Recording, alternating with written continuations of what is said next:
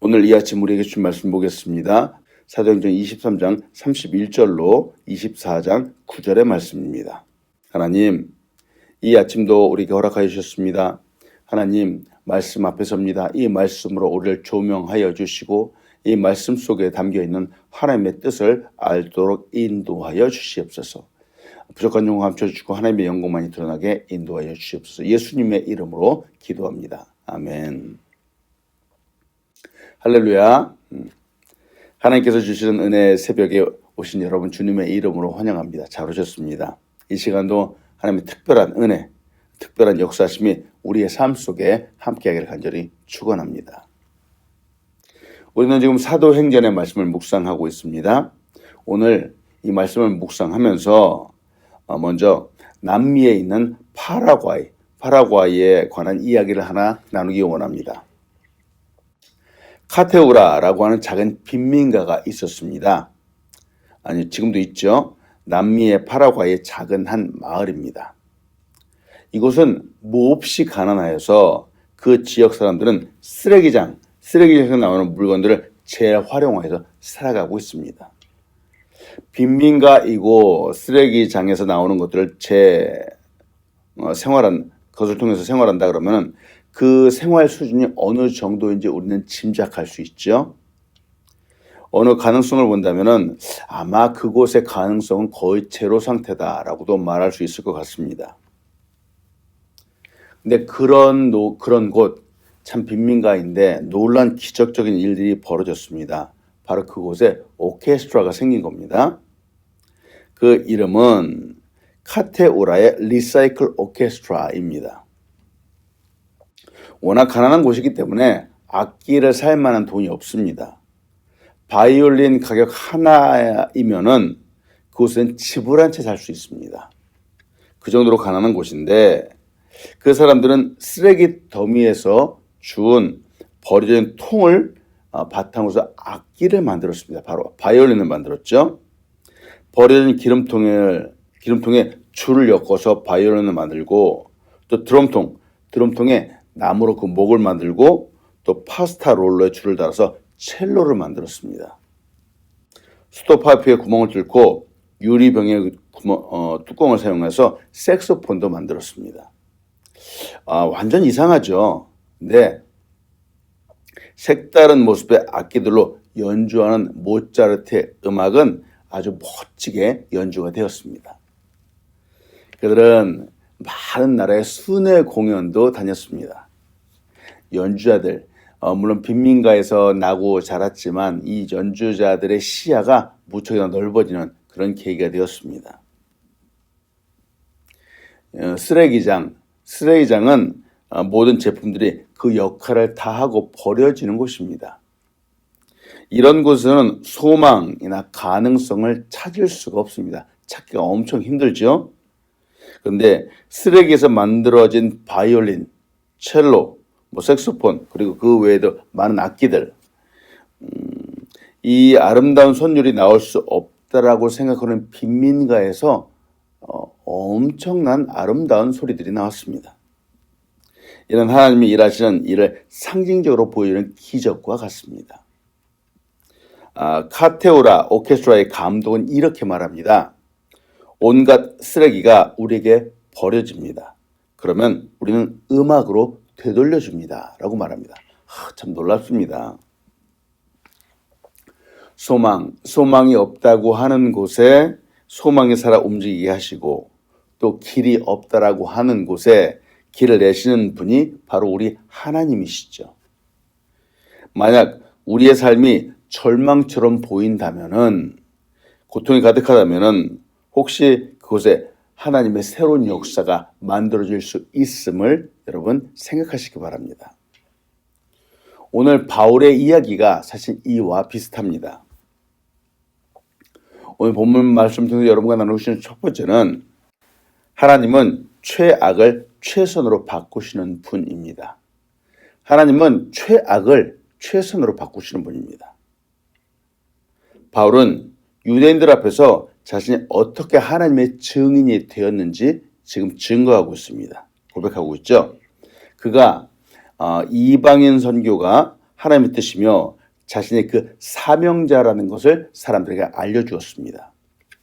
그러나 안타깝게도 유대인들은 소리를 지르면서 이 바울의 말을 전혀 듣지 않았습니다.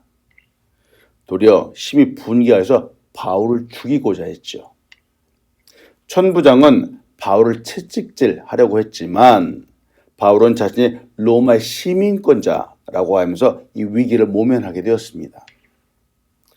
그러나 악한 사람들은 여기에서 끝낼 수 없겠죠. 바울의 잊지도 않은 죄목들을 하나씩 드러내기 시작을 했고 사내들인 공회가 소집되었습니다. 바리새인과 사두개인들은 서로 바울 때문에 다투게 되었습니다. 이는 사도행전 22장과 23장 전반기의 내용입니다. 바울은 예수 그리스도 복음을 전한다는 이유로 유대인들에게 미움을 받았습니다. 문제는 이제 바울을 죽이기로 작정한 사람들도 생겼다라고 하는 것이죠. 사도행전 23장 12절로 13절은 이렇게 말합니다. 날이 새매 유대인들이 당을 지어 맹세하되 바울을 죽이기 전에는 먹지도 아니하고 마시지도 아니하겠다고 이같이 동맹한 자가 40여 명이었더라. 어제의 본문입니다. 이 본문을 통해서 여러분 보고 싶은 건 사람들은 자신의 이 잘못을 잘 인정하지 않습니다. 자신의 생각도 잘 굽히지 않죠. 이상하게도 자신의 생각과 뜻에 잘 맞지 않는다라고 하는 생각이 들면 버럭 화부터 냅니다. 본문에서 보이는 것처럼 힘이나 권력이 있는 사람은 자신의 권세를 이용해서 심지어 사람을 죽이기까지 하고자 하죠. 바울도 예수님 때문에 복음의 사명 때문에 죽음의 위기를 맞게 됩니다. 그러나 우리는 하나님의 역사하심을 보지요. 하나님은 바울이 반드시 로마에 가야만 한다라고 말씀해 주셨습니다. 때문에 아무리 40명의 사람들이 먹지도 않고 마시지도 않고 바울을 죽이겠다라고 하지만 그들의 생각과 그들의 뜻대로 바울을 죽일 수는 없었습니다. 하나님의 말씀하심이 있기 때문이죠. 이 모습을 보면서 우리도 봅니다. 우리 스스로의 고집이나 잘못된 생각들이 있죠. 이것들을 고집하면 안 되겠습니다. 그러나 하나님의 말씀을 바르게 실천한다면, 즉 사랑한다거나 복음을 전할 때에는 전혀 두려워하지 마십시오. 사람을 두려워하지 마십시오. 하나님의 영광을 위한 일에는 많은 오해를 받기도 합니다. 당연합니다. 그러나 여러분 하나님의 사명을 따라서 잘 살아간다면 담대하십시오. 바울도 복음을 전하는 그 일에 담대하였습니다. 이렇게 담대했기 때문에 바울의 목숨을 노리는 사람들이 생겼죠. 그러나 하나님은 이 위기를 최선의 방법으로 바꾸어 주셨고 바울을 보호해 주셨습니다. 오늘의 본문입니다. 사도행전 23장 31절로 35절의 말씀입니다.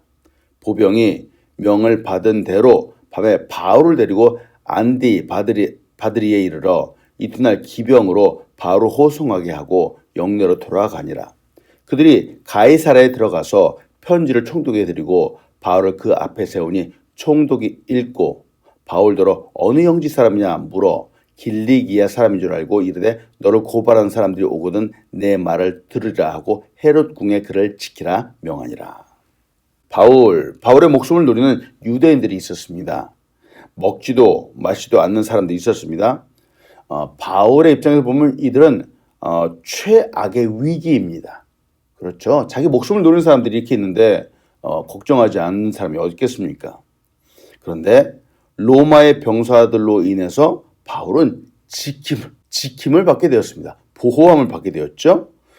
최선의 안전한 방법으로 보호받게 되었습니다. 비록 바울은 로마로 가는 동안에 죄수의 신분으로 가게 되긴 했지만 그러나 가는 내내 보호를 받게 됩니다. 참 놀랍죠. 바로 이것이 하나님의 방법이다라고 말할 수 있습니다. 바울을 암살하려고 하는 사람들의 의지는 천부장의 도움으로 말미암아서 좌절됩니다. 바울은 죽음을 면하게 되죠. 바울은 무사히 총독 벨릭스가 있는 가이사랴에 도착합니다.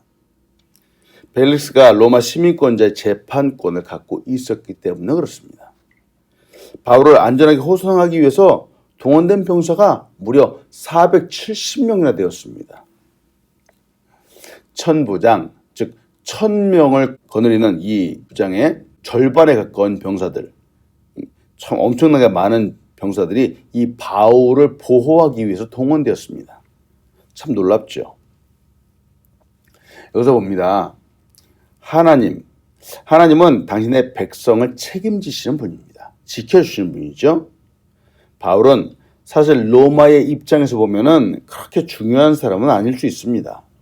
근데 지금 이와 같은 호송을 받고 있는 겁니다.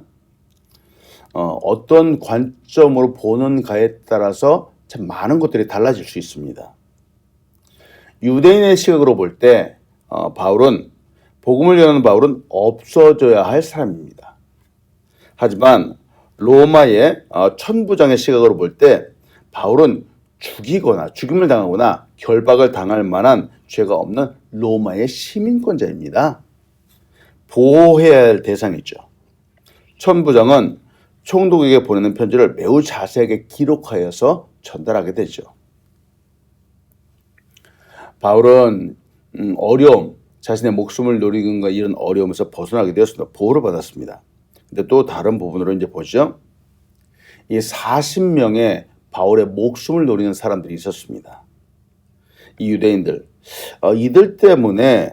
이들은 바울의 목숨을 위협하는 사람들이었는데 사실은 이 사람들, 또 이 상황 때문에 바울이 로마로 가게 되는 것이 더 안전하게 가게 되었고 또 로마로 가서 복음을 전하는 이것이 더 신속하게 이루어지게 되었습니다. 참 이상하지 않습니까? 정말 최악의 상황이었지만 결국은 최선의 결과를 가져오게 되었습니다. 우리는 사람을 보는 관점도 다르게 해야 되겠지만 동시에 상황을 보는 관점 역시 다르게 보아야 합니다. 악한 사람들, 생명을 위협하는 사람들이 있었기 때문에 도리어 강력한 보호를 받게 되었고 또 그 이루고자 하는 일들, 꿈에 그리는 일들, 기도하는 일들이 더 빠르게 진행되게 되었습니다. 참 이상하죠? 여기에는 하나님의 섭리하심이 담겨 있습니다. 하나님은 악한 자들의 계획을 도리어 선하게 바꾸어 주시는 분입니다. 때문에 이 말씀을 근거로 해서 우리의 삶도 한번 돌아보면 좋겠습니다. 때로는 어렵고 힘든 상황들이 우리의 삶 가운데도 있을 겁니다. 아니 지금까지도 많이 여러분 겪어왔습니다. 그러나 지금 당장 어렵다고 낙담하면 안 됩니다. 때가 되면 선을 이루게 될 것을 믿으시기 바랍니다. 바로 이거죠. 여러분, 하나님의 자녀의 삶 가운데는 하나님의 역사심이 반드시 있습니다.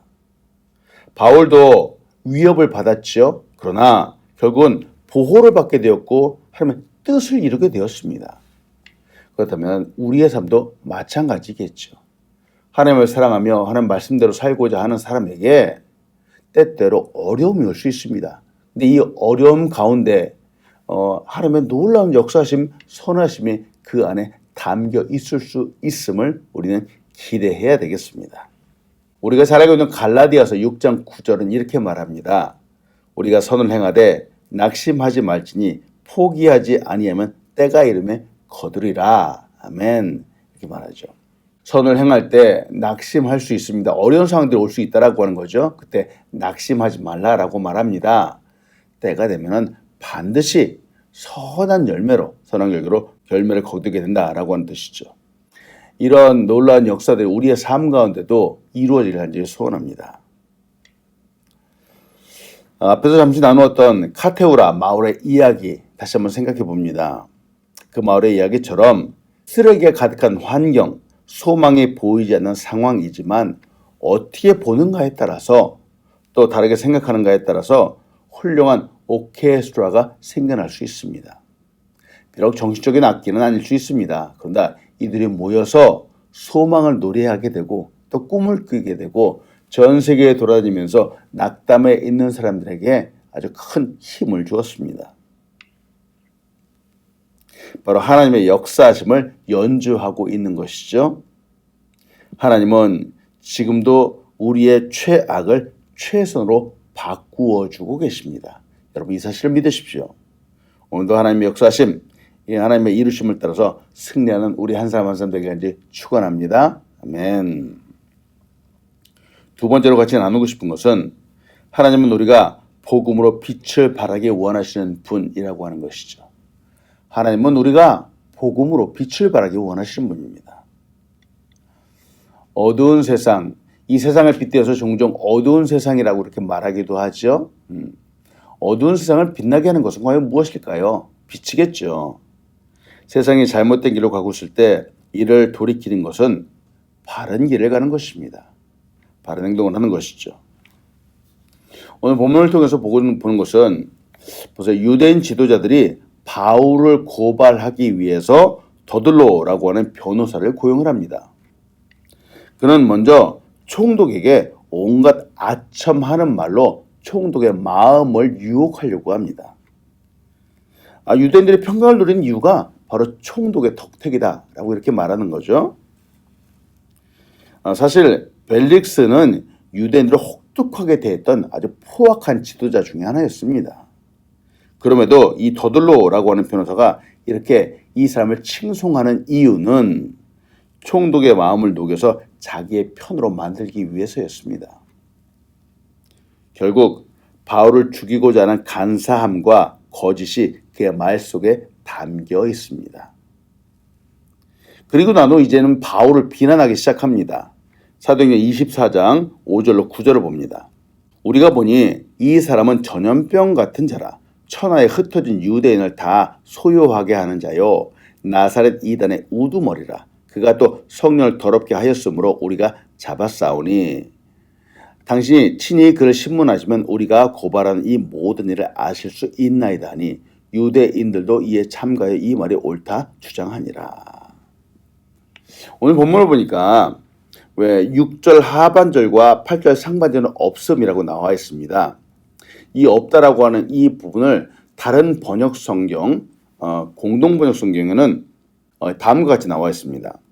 우리가 그를 우리 율법대로 재판하려고 했지만 파견대장 리시아가 와서 그를 우리 손에서 강제로 빼앗아갔습니다. 그리고는 그를 고소하는 사람들에게 가깝게 가라고 명령하였습니다. 라고 되어 있습니다. 우리가 보는 개역개정 성경에는 없지만 이 공동성경이나 또 다른 번역 성경에 이렇게 나와 있는 경우도 있습니다. 사실 이 내용을 보면은 그렇게 중요한 내용이라기보다는 바울이 바로 이 벨릭스 앞에 서게 된 이 내용을 좀 더 자세하게 설명하고 있는 부분이죠.